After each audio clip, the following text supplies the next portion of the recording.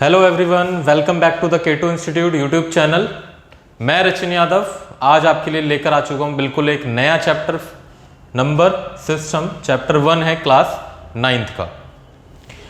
तो आप में से बहुत सारे बच्चों को नंबर से डर लगता होगा, मैथ से डर लगता होगा, लेकिन ये हमारा प्रॉमिस है कि आज की वीडियो के बाद आपका ये डर बिल्कुल गायब हो जाएगा। नंबर से बिल्कुल एक्सपर्ट बना देंगे आपको, टेंशन नहीं लेनी किसी भी चीज़ की।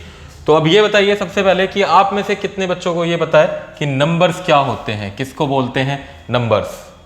डेली लाइफ में हम नंबर्स को यूज़ करते हैं, जैसे कि कभी इंडेक्स बनाना हुआ, कभी कुछ सामान परचेज करना हुआ कि 10 किलो दे दो, 5 किलो दे दो सामान, या फिर किसी को कुछ बोलना है 10 रुपये 5 रुपये, हमेशा नंबर्स में ही हम बात करते हैं। तो इन नंबर्स के बारे में जानेंगे कि कितने टाइप्स के नंबर हैं, कौन कौन से नंबर्स होते हैं मैथ्स में जो हम यूज़ करेंगे इस चैप्टर में। तो स्टार्ट करते हैं अपने नंबर से। जो पहला नंबर आता है हमारा वो होता है नेचुरल नंबर। नेचुरल नंबर्स का मतलब होता है प्राकृतिक संख्याएं। प्राकृतिक का मतलब जो एकदम से निकले। जैसे हम किसी से पूछें कि बताओ भाई काउंटिंग आती है क्या, वो कहेगा हाँ बिल्कुल आती है, और काउंटिंग उससे सुनने लगो तो वो हमेशा कहां से सुनाएगा काउंटिंग्स को, वो बोलेगा 1 2 3 4। तो ऐसी संख्याएं जो एकदम से निकलती हैं मुंह से, उनको ही क्या बोलते हैं हम लोग, प्राकृतिक संख्याएं, यानी कि नेचुरल नंबर्स। और ये हमारी स्टार्ट होती हैं 1 2 3 4 5 dot dot dot so on. कहां तक जा रही हैं ये, इनका कोई भी एंड नहीं है, तो इनको बोलते हैं हम इनफाइनाइट नंबर्स। ये क्या है हमारे, इनफाइनाइट, अंत तक, अनंत हैं ये, तो इनफाइनाइट नंबर्स। इसके बाद सबसे पहले क्लासेस में जब हम पढ़ने लगते हैं मैथ्स तो हमें यही सिखाए जाते हैं। इसके बाद इंट्रोड्यूस किया जाता है जीरो को। जीरो की डिस्कवरी कहां पर हुई है, इंडिया में ऑफ कोर्स। तो जीरो से ये संख्या क्या हो जाती हैं, डिजिट्स हमारी कंप्लीट हो जाती हैं। तो इन्हीं को बोलते हैं हम लोग होल नंबर्स, यानी कि पूर्ण संख्याएं। तो होल का मतलब कहां से स्टार्ट हुई है, 0 1 2 3 4 5 डॉट डॉट डॉट, और ये भी कहां तक है, इनफाइनाइट तक है। होल के बाद अब हमें जरूरत क्या पड़ती है, ये तो पूरी हो गई, अब क्या जरूरत है नंबर्स की, तो हमें जरूरत पड़ी डायरेक्शन की।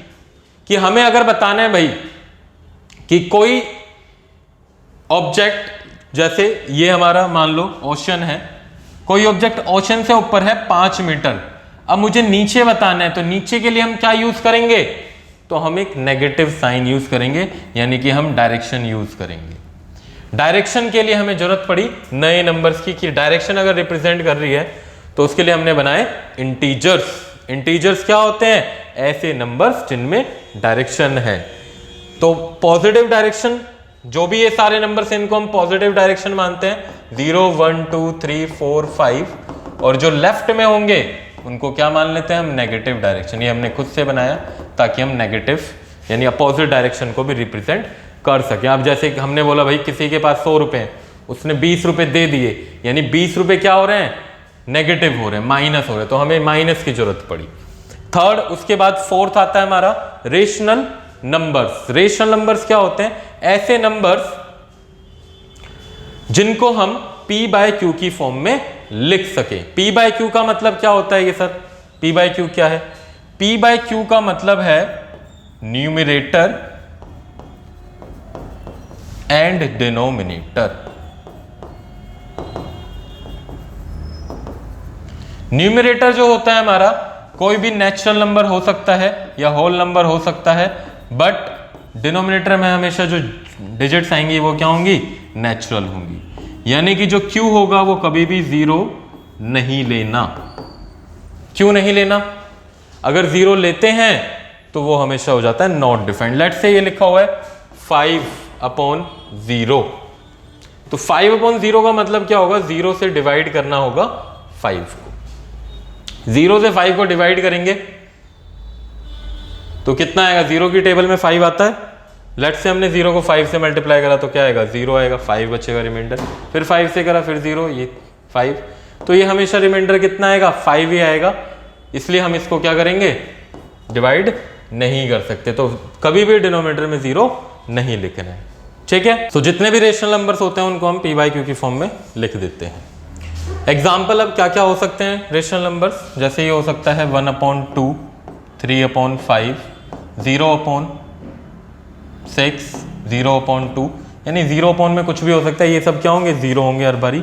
या फिर किसी ने लिखा -5, -4, -2, 22/7, ये सब क्या है हमारे रेशनल नंबर्स हैं। Rational numbers can also be represent in the form of decimal. Decimals हम पढ़ेंगे अभी इस चैप्टर में कि डेसिमल्स की भी फॉर्म में हम रेशनल नंबर्स को लिख सकते हैं। इसके बाद कौन से नंबर आए, इसके बाद नंबर आते हैं हमारे इर्रेशनल नंबर, यानी कि ऐसे नंबर्स जिनको हम P/Q की फॉर्म में नहीं लिख सकते, फ्रैक्शन की फॉर्म में नहीं लिख सकते। तो कौन से नंबर्स हैं ऐसे जिनको हम नहीं लिख सकते? तो इसमें ध्यान रखना है तुमने कि can not be return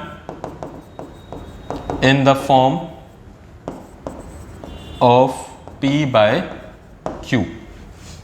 example है इसका, जैसे कि रूट के अंदर 2, रूट के अंदर 3, रूट के अंदर 5, रूट के अंदर 6, रूट के अंदर 7, यानी रूट के अंदर not a perfect square number. Perfect square मतलब वो किसी का स्क्वायर नहीं होना चाहिए।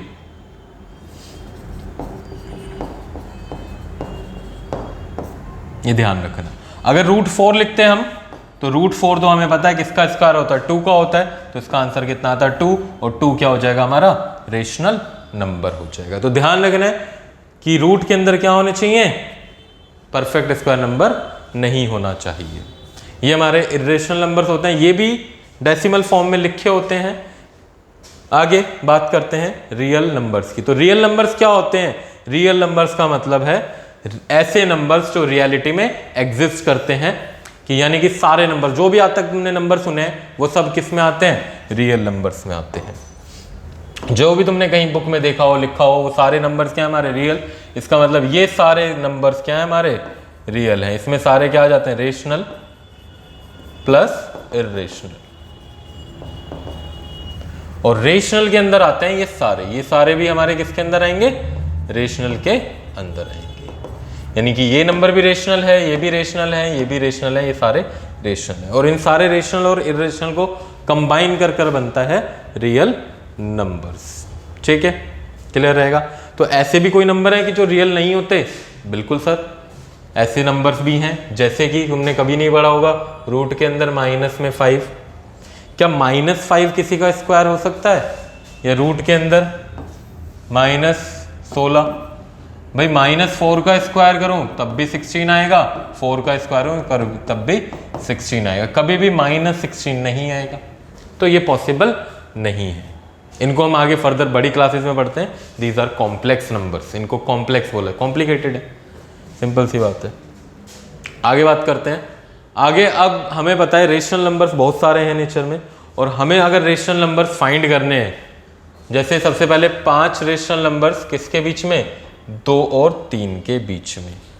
तो ये हम 8th क्लास में कर चुके हैं कि किसी भी 2 नंबर्स के बीच में कितने रेशनल नंबर्स होते हैं, there are infinite rational numbers. उन इनफिनाइट में से अब हमसे क्वेश्चन में पूछ लेगा तो 2 बताओ, 3 बताओ, 4 बताओ, 5 बताओ। तो हमारे पास 2 तरीके हैं इसको फाइंड करने के। एक मेथड तो होता है एवरेज वाला, जो बुक में दिया हुआ है। एवरेज वाला किस तरह से निकालते हैं, कभी भी हमें 2 नंबर्स के बीच में निकालना है तो हमने करना होगा a + b/2। एवरेज का मतलब सम अपॉन में जितने वो नंबर्स हैं, यानी 2 + 3/2। तो सबसे पहले हम इसके मिड का नंबर निकालेंगे 2 और 3 का, तो वो कितना आएगा 2 + 3/2, यानी कि 5/2। इसको मैं इस तरह से देखना चाहूँ तो ये नंबर लाइन है हमारी, यहाँ पे मान लो 0, 1, 2, 3। तो 2 और 3 के बीच में क्या आ गया हमारे पास, यहाँ पे 5/2 आ गया। अब हमें क्या चाहिए, और भी निकालने हैं। तो 1 निकला 2 और 3 के बीच में। अब लेट से हम किसके बीच में निकाल देते हैं, 2 और 5/2 के बीच में निकाल देते हैं। ये हमारा a हो गया, ये हमारा b हो गया। तो ये कैसे निकलेगा, 2 + 5/2/2। इसको एलसीएम लेके ऐड करेंगे, 2 × 2 = 4। एलसीएम नहीं लेना आता तो इसके डिनोमिनेटर और इसके न्यूमरेटर को मल्टीप्लाई करो, इसको 1 को 5 से करो और नीचे दोनों को मल्टीप्लाई करो, यानी 2 × 2 = 4, 1 × 5 = 5, अपॉन में 2 × 1 = 2 और अपॉन में 2। नीचे डिनोमिनेटर के नीचे कुछ लिखा हो, इस पे इसको लिखो और नीचे ऊपर ले जाकर रेसिप्रोकल, तो ये बनेगा 4 + 5 9/2 मल्टीप्लाई 1/2, यानी आंसर आया 9/4। यानी इन दोनों के बीच में क्या आएगा एग्जैक्ट, यहाँ पर 9/4 आएगा। ऐसे इन दोनों के बीच में निकाल लेंगे, फिर इन दोनों के बीच में निकाल लेंगे, फिर इन दोनों के बीच में, ऐसे हमारे पास कितने आएंगे, इनफाइनाइट। बस ये मेथड थोड़ा सा क्या होता है, कैलकुलेटिव होता है, इसमें यहाँ पे हमें एलसीएम वगैरह लेना पड़ता है, जिसमें बच्चे गलतियां कर देते हैं। दूसरा मेथड क्या होता है, दूसरा एक आसान सा मेथड है, वही फॉलो करना पेपर में हमेशा, कि कभी भी मुझे रेशनल नंबर्स बताने हैं दो नंबर्स के बीच में, तो उनका डिनोमिनेटर क्या होना चाहिए, सेम होना चाहिए। अभी यहाँ पे 2 लिखा हुआ है, 3 लिखा हुआ है, 2 का डिनोमिनेटर कुछ भी नहीं है, हमेशा क्या लोगे 1, 3 का डिनोमिनेटर क्या आएगा 1, 5 अगर निकालने हैं तो इसको हमेशा उससे 1 मोर से मल्टीप्लाई करो, 1 मोर से मल्टीप्लाई करोगे तो एग्जैक्ट आंसर आएगा 5 रेशनल नंबर। जैसे 6 करा, 6 न्यूमिनेटर में भी मल्टीप्लाई होगा, 6 डिनोमिनेटर में भी, और 6 ही इसमें करो, न्यूमिनेटर डिनोमिनेटर दोनों में, तो ये बन जाएगा 12/6 एंड 18/6। अब देखो चेक करो, 12 के बाद क्या आएगा 13/6, 14/6, 15/6, 16/6, 17/6 और ये खुद 18/6। तो देखो एग्जैक्ट आए 5 नंबर, 1 2 3 4 5। तो कभी भी हमें 5 पूछे तो किससे मल्टीप्लाई, एक ज्यादा यानी कि 6 पूछे तो किससे मल्टीप्लाई 7 पूछे तो किससे मल्टीप्लाई 8। याद रहेगा, एक ज्यादा से मल्टीप्लाई करना है। अगर किसी को ये भी हार्ड लग रहा है तो सिंपली वो बच्चा क्या करे, 10 से मल्टीप्लाई कर दे, 2/1 × 10/10, 3/1 × 10/10। अगर मल्टीप्लाई भी नहीं कर सकते हो, 10 से मल्टीप्लाई कितना आ जाएगा 20/10, 30/10, और 20 और 30 के बीच में 5 बताने, लेकिन यहाँ तो बहुत ज्यादा आएंगे, तो कोई भी 5 लिख दो, 21, 23, 25, कोई भी यानी 5। ठीक है, याद रहेगा। एक और क्वेश्चन है इसमें, find 7 rational numbers between 2/5 and 1/2। तो इसमें देखो क्या चीज अलग है कि इसमें दोनों का डिनोमिनेटर सेम नहीं है। अभी मैंने बोला लास्ट कुछ कि डिनोमिनेटर क्या होना चाहिए, सेम होना चाहिए अगर तुम्हें रेशनल नंबर्स बताने हैं तो इसमें निकालते हैं फटाफट से। सबसे पहले क्या लिखा हुआ है 2/5, सेकेंड इज 1/2। सबसे पहला काम रहेगा हमारा डिनोमिनेटर को सेम करना। डिनोमिनेटर कैसे सेम होगा कि फर्स्ट वाले नंबर को सेकंड वाले के डिनोमिनेटर से मल्टीप्लाई कर दो। ये क्या है, यहाँ पर 2 है तो 2 को इधर लाओ, 2 ही ऊपर मल्टीप्लाई और 2 ही नीचे मल्टीप्लाई, कितना हो जाएगा 4/10। सेकंड वाले को इसके डिनोमिनेटर से ये पे क्या, यहाँ पे क्या है 5, तो 5 से ही मल्टीप्लाई करा तो 5/10, कितना आ जाएगा 4/10, 5/10। कितने बताने, 7 बताने। अभी तो कुछ भी नहीं है इसके बीच में, तो हम किससे मल्टीप्लाई करेंगे, 4/10 को मल्टीप्लाई करा 1 मोर से, यानी कि 8/8। यहां भी किससे करोगे 5/10 × 8/8, कितना बनेगा 32/80 एंड 40/80। तो 32 के बाद बताते रहो भाई, 31/80, 32/80, 33/80, 34/80, 35/80, 36, 37, 38, 39। तो 1 2 3 4 5 6 7 8 9 बताने कितने थे 7। ठीक है, तो इसमें मैंने 2 एक्स्ट्रा लिख दिए। जैसे कहां से स्टार्ट होने थे 32 के बाद से, तो ये 2 एक्स्ट्रा हैं, इनको हटा दो। तो बच्चा 1 2 3 4 5 6 7, एग्जैक्ट 7 ही आए हैं क्योंकि हमने किससे मल्टीप्लाई करा है 8 से मल्टीप्लाई करा। ठीक है, यहां तक क्लियर है। डिनोमिनेटर सेम नहीं है तो डिनोमिनेटर सेम बनाओगे, सेम है तो अच्छी बात है, बस +1 से मल्टीप्लाई करना है ऊपर भी और नीचे भी, न्यूमिनेटर डिनोमिनेटर दोनों को। अब इसके बाद बात करते हैं आगे, representation of rational numbers on number line. Number line क्या होता है भाई, नंबर लाइन हमें पता है कि ये होती है, इस तरह से दी होती है हमारे पास, जिसमें पॉजिटिव नंबर चलते हैं और नेगेटिव नंबर चलते हैं, बीच में क्या होता है 0 होता है। अब हमारे पास कोई रेशनल नंबर है जो P/Q की फॉर्म में लिखा हुआ है, जैसे कि 2/5, इसको हमें रिप्रेजेंट करना है नंबर लाइन पे। तो 2/5 का मतलब क्या हुआ, अपॉन में जो भी लिखा हुआ है ये है पार्ट्स, यानी कि 5 पार्ट्स करने हैं, और 5 पार्ट में से ये कौन सा पार्ट है, सेकंड वाला पार्ट है। तो 0 से 1 तक जाओ, कितने पार्ट्स करो 5 करो, 1 2 3 4 5, ठीक है 5 पार्ट्स हो गए। इसमें से ये 0/5 होगा, ये 1/5 होगा और ये होगा हमारा 2/5, ठीक है। कभी भी डिनोमिनेटर में जितना है, अगर डिनोमिनेटर में आता लेट से 6/7, तो इसका मतलब कितने पार्ट्स करने थे हमने, 7 पार्ट्स करने, और उसमें से ये कौन सा पार्ट है, 6 पार्ट। लेट से ये होता मान लो हमारा 13/5। 13/5 का मतलब क्या होगा, पार्ट्स तो 5 करने हैं लेकिन कौन सा पार्ट लेना है, 13वां। तो जैसे इसमें 5 करे थे, फिर हम लेते 6 7 8 9 10 11 12 13, तो ये होता हमारा 13/5, इतने आगे चला जाता हूँ। क्लियर है, डिनोमिनेटर से पहचान लोगे कितने पार्ट्स करने हैं। दूसरा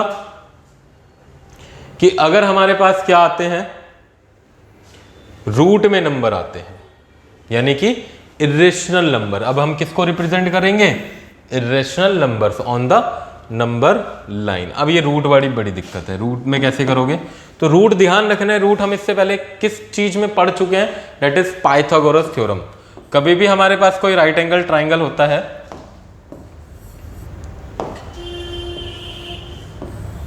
तो इसमें हमें हाइपोटेनियस अगर निकालनी है तो उसका फॉर्मूला होता है h² = p² + b², यानी h इक्वल होता है रूट में p² + b²। तो इसमें रूट बनता है हाइपोटेनियस में, हम हाइपोटेनियस ही निकालेंगे। हाइपोटेनियस को हमेशा किसके इक्वल रखेंगे, रूट में जो भी कोई नंबर है। तो अभी √2 निकालना है, तो लेट से हमारे पास नंबर लाइन है, तो इसमें हम क्या क्या लेंगे, क्या परपेंडिकुलर लें, क्या बेस लें। तो ये मैं फिक्स कर देता हूँ, तुम्हारे लिए ईजी हो जाएगा कि हमेशा बेस को क्या लिखना, 1 लिखना, चाहे कोई भी आ जाए रूट के अंदर, सिवाय डेसिमल्स को छोड़ के। जैसे √2 है, √3 है, √5 है, इससे बच्चों को डर लगता है कि √2 √3 √5, तो जितने भी आएंगे उसमें बेस को हमेशा क्या लिखोगे, तुम 1 लिखोगे। बचा यहाँ पे इसको सोच लेना है कि 1 का स्क्वायर तो 1 रहा, चाहिए आंसर 2, तो इसका मतलब ये भी क्या होगा, 1 का स्क्वायर होता है, यानी परपेंडिकुलर भी 1 लो और बेस भी कितना लो, 1 लो। तो अब यहां से यहां तक 1 सेंटीमीटर की लाइन ड्रॉ होगी, फिर 1 सेंटीमीटर यहां ड्रॉ करने के बाद यहां से 90 डिग्री बनेगा। आई होप वो सबको आता होगा। 90 डिग्री नहीं आता, कंपास से बना लेना, डी से बना लेना, और यहां पे फिर 1 सेंटीमीटर की आर्क, यानी ये लेंथ कितनी लेनी है तुमने, 1 लेनी है। ये भी कितनी ली हमने, 1 ली है।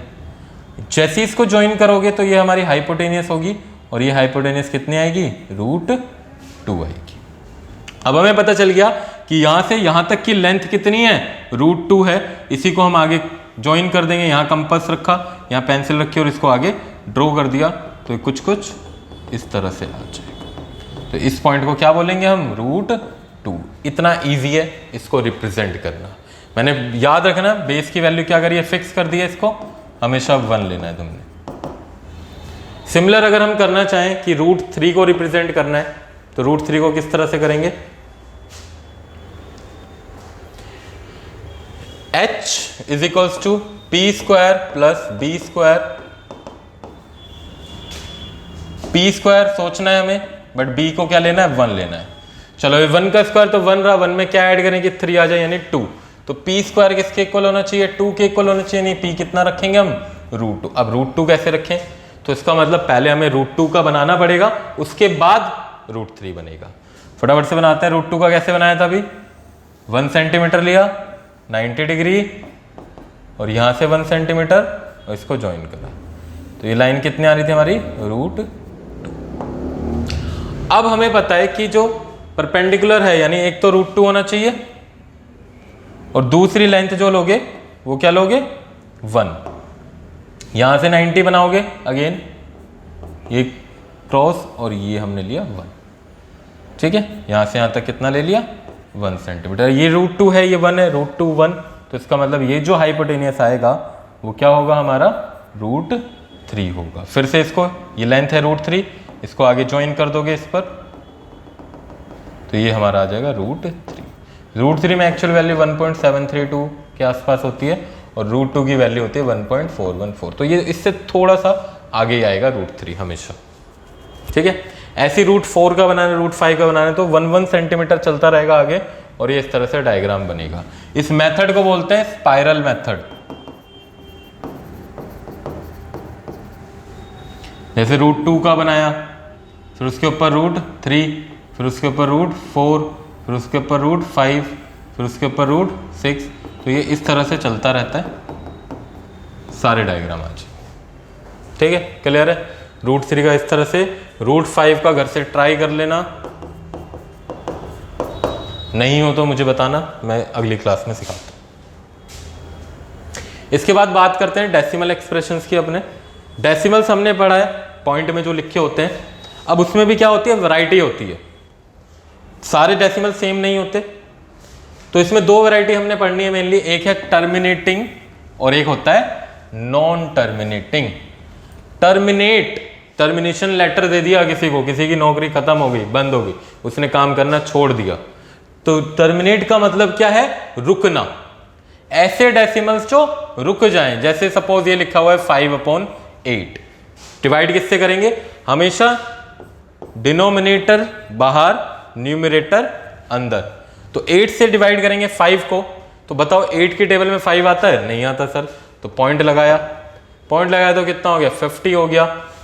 8 6 जा 48, बचा कितना 2, जैसे ही पॉइंट लगा हुआ है तो 0 आती रहेगी। 8 2 जा 16, बचा कितना 4, 40, 8 5 जा 40, तो इसका मतलब कितना है 0.625। आगे तो नहीं चल रहा, रिमाइंडर 0 आ गया, इसका मतलब ये क्या हो गया, रुक गया। तो रुक गया यानी टर्मिनेट हो गया, तो टर्मिनेटिंग डेसिमल्स। ऐसे भी होते हैं जो रुकते नहीं हैं।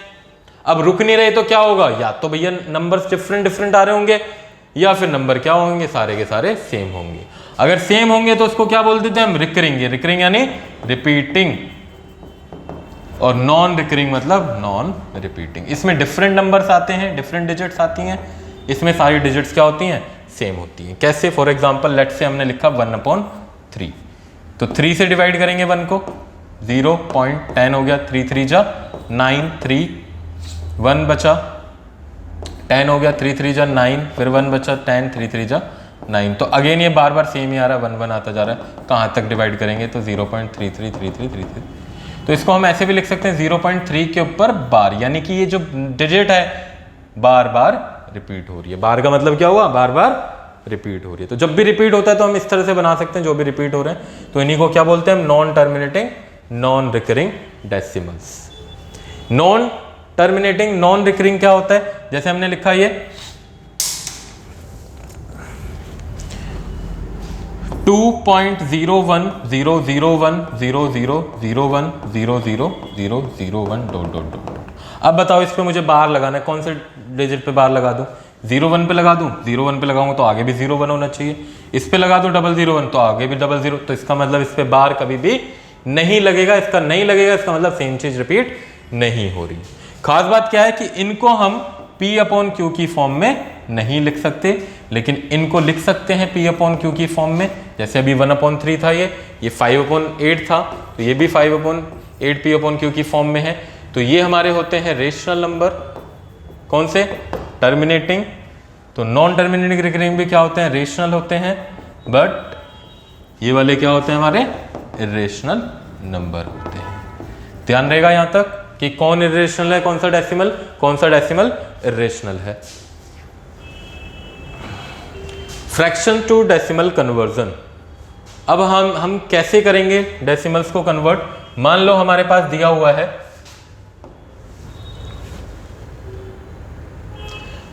3/4, इसको कन्वर्ट करो। इसको कन्वर्ट कैसे करोगे भाई, 4 से डिवाइड कर दोगे 3 को, 4 7 जा 28, 2 20, 4 5 जा 20, ये कट हो गया, तो कितना आ गया 0.75।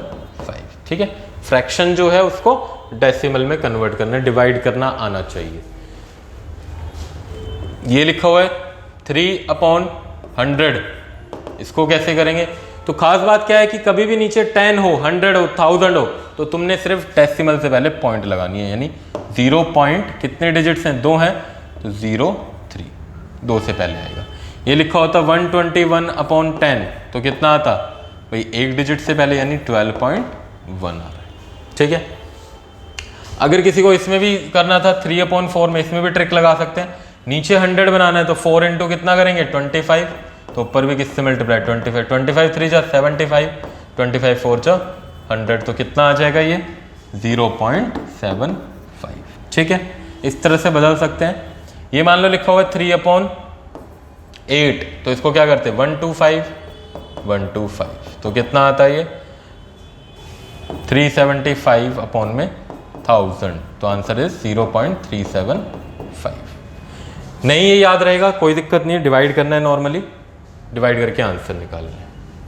जैसे लिखा हुआ है 2/11, 11 से तो नहीं बना सकते 100, हमेशा 100 किससे बनेगा, या तो 8 4 2 इवन नंबर्स जो लिखे हुए हमारे 2 के जो फैक्टर्स हैं, तो इसको सिंपली डिवाइड करना पड़ेगा। 11 से डिवाइड करा 2 को, 2 तो आता नहीं, 0 पॉइंट लगाया 20, 11 1 जा 11 बचा 9, 90, 11 8 जा 88, अगेन 2 आ गया 20, 11 1 जा 11, तो सेम चीज़ रिपीट हो रही है फिर से 990, तो हम इसको 2-3 डिजिट तक करेंगे 0.18 डॉट डॉट डॉट ऐसे लिखते हैं।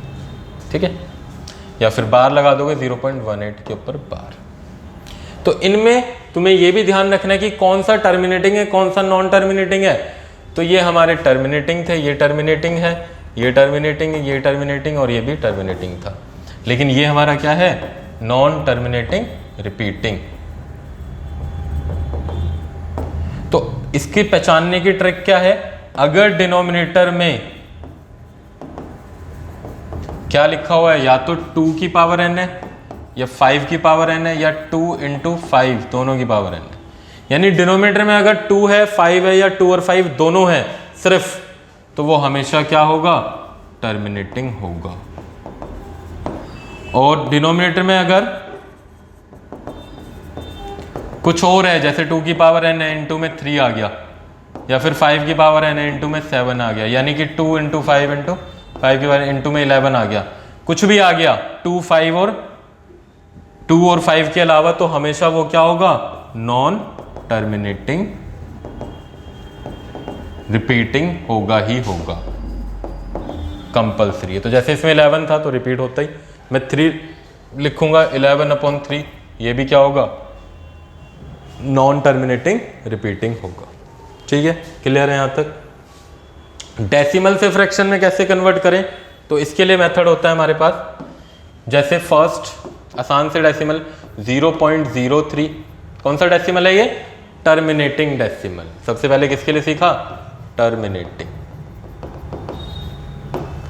तो टर्मिनेटिंग में सीधा क्या करना है, पॉइंट के बाद 2 डिजिट, तो पॉइंट हटाया और नीचे क्या लिख दिया 100 लिख दिया। या फिर ये लिखा हुआ 3.162, तो हम क्या लिखेंगे पॉइंट हटाएंगे, पॉइंट के बाद कितने डिजिट्स 3, तो कितना आ जाएगा नीचे 1000 आ जाएगा। क्लियर है कि टर्मिनेटिंग को बदलना बहुत आसान है, कि उसमें जितनी पॉइंट के बाद डिजिट है उसके नीचे क्या लगा दोगे जीरोस लगा दो। लेकिन अगर नॉन टर्मिनेटिंग आता है तो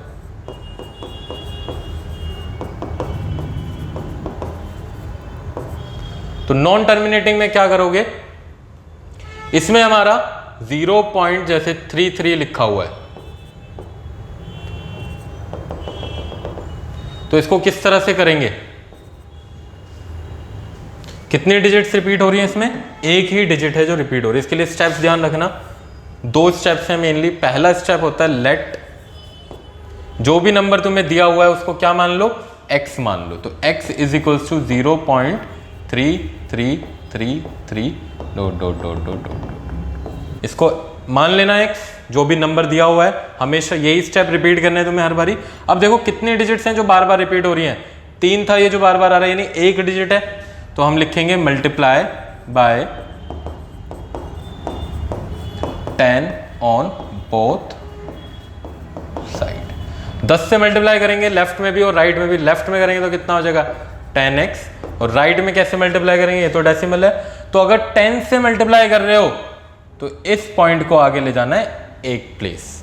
100 से करोगे तो इसको कितना ले जाओगे 2 प्लेस, 1000 से करोगे तो 3 प्लेस। क्लियर है, तो यहां पे हम 1 प्लेस आगे करेंगे तो ये हो जाएगा 0.3333, जितना मन करे उतना 3 लिख ले, जितनी जगह है तुम्हारे पेज में। फिर इसको फर्स्ट इक्वेशन, इसको सेकंड इक्वेशन, और हमेशा क्या करना है, सेकंड इक्वेशन में से फर्स्ट इक्वेशन को माइनस करोगे। माइनस कैसे, LHS में से LHS, RHS में से RHS, लेफ्ट वाला लेफ्ट में, यानी 10x माइनस x, और ये कितना 03.33 माइनस 0.3333। अब 10x में से x घटाया, 10 नहीं लिखना, 10 लिख दो कहीं, कोफिशिएंट माइनस होंगे, 10 में से 1 माइनस करा 9x, और इसको कैसे माइनस करोगे, ऐसे देखने में माइनस डिफिकल्ट लग रहा है तो इसको हमेशा क्या करना, पॉइंट के नीचे पॉइंट लिख के माइनस कर देना, 0.3333। तो यहाँ पे देखो ये तो सारे जीरो हो जाएंगे, यहाँ पे आ जाएगा 3.0000, तो पॉइंट के बाद अगर जीरो है तो उसको नहीं लिखना, यानी क्या आएगा, x 3 आ जाएगा, तो x इक्वल्स हो जाएगा 3/9। ओके, क्लियर है। तो इसमें यही करना है तुमने, लास्ट में कैंसिल भी कर दो 1/3, तो x की वैल्यू होगी 1/3। चाहो तो इसको डिवाइड करके देख लो, आंसर क्या आएगा, 0.33 ही आना चाहिए। तो इस तरह से हम इसको कन्वर्ट करेंगे हर बारी, डेसिमल टू फ्रैक्शन। इसके बाद नेक्स्ट क्लास में करते हैं इसके और वैरायटी वाले क्वेश्चन। तब तक के लिए टिल देन बाय बाय, मिलते हैं आपसे